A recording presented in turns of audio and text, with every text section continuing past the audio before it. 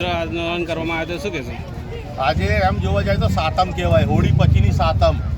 આજે એમ ટહળક થવી જોઈએ, પણ આજે ગરમી ફેલાઈ ગઈ છે.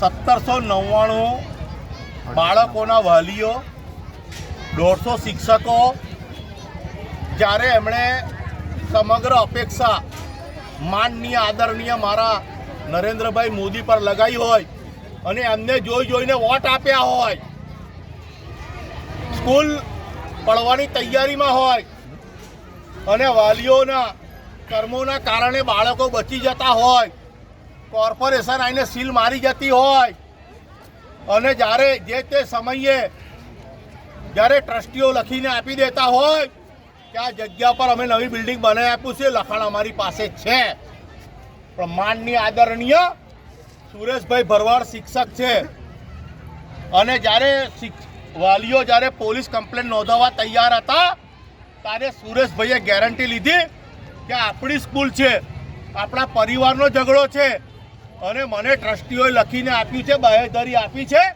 કે અમે સ્કૂલ બનાવી દઈશું. પછી આ 6 જણાઓને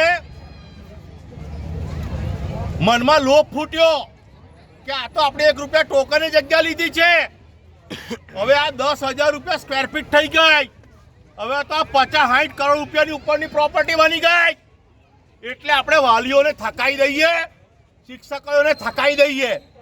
એટલે આ લોકોને ધવડાવવાનું ચાલુ કર્યું. શબ્દ સાંભળજો, એક પણ મારો માનનીય આદરણીય ભારતીય જનતા પાર્ટીનો કોઈ કોર્પોરેટર, કોઈ ધારાસભ્ય કે કોઈ સાંસદ આ લોકોને સાંભળવા આવ્યો નથી. માટે આ વાલીઓ અમારા સામાજિક સંગઠનોના સહારે આવ્યા અને અમારી સામે કલ્પાંત કરે છે. પેલા સુરેશભાઈ ભરવાડ બિચારા ધક્કા ખાય છે, ડીઓ કચેરીના, કોર્પોરેટરના ઘરના, ધારાસભ્યના ઘરના ધક્કા ખાય છે. તે છતાં આ નફ્ફટ સુવર ચામડીઓ જવાબ આલતા નથી. ડીઓ કચેરી એટલે શિક્ષણ અધિકારી એવું કહે છે કે આ લોકોનો ટ્રસ્ટીઓનો ઇન્ટરનલ મામલો છે, હું 1799 બાળકોને રડવા નહીં દઉં, અન્ય સ્કૂલમાં એડમિશન અપાઈ દઉં.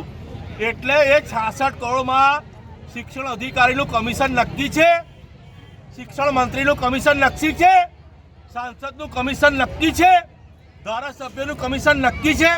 તો અમે શું ચોરોને મોર હાચવા આપ્યો છે?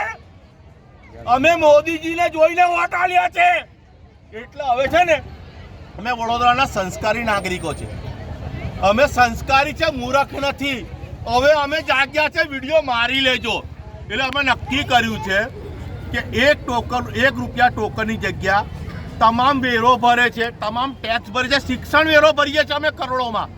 અમારા બાળકો મફતમાં નથી ભણાવતા, અમે ફીઓ ભરીએ છીએ. તો પછી ત્યાં સ્કૂલ કેમ ના બને?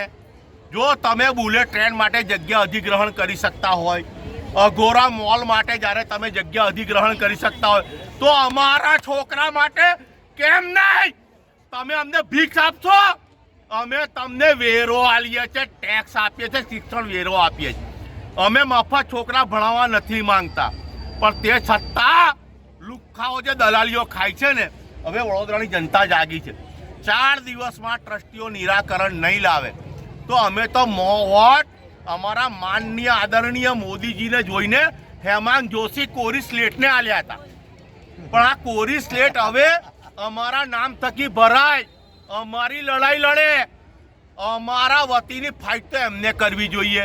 અમારી વાત જેણે અમે વોટ આપ્યા છે, તમને એસી કેબિનમાં બેહવા નહીં આલ્યા, ગરબા રમવા નહીં આલ્યા, અમે અમારા છોકરાઓની પીડા જણાવવા તમને વોટ આલ્યા. એટલે માનનીય આદરણીય સાંસદ, તમે 6 ટ્રસ્ટીઓને બોલાવો કે તમે 4 દિવસમાં નિવડો નહીં આવે તો અમે જગ્યા સરકાર અધિગ્રહણ કરી લેશે અને સરકાર સ્કૂલ બાંધશે એવું બોલશો ને હેમાંગભાઈ, અમને એટલો ગર્વ થશે કે મારા મોદીજી બોલ્યા. બાકી તમે ગરબા જ રમતા રહેજો.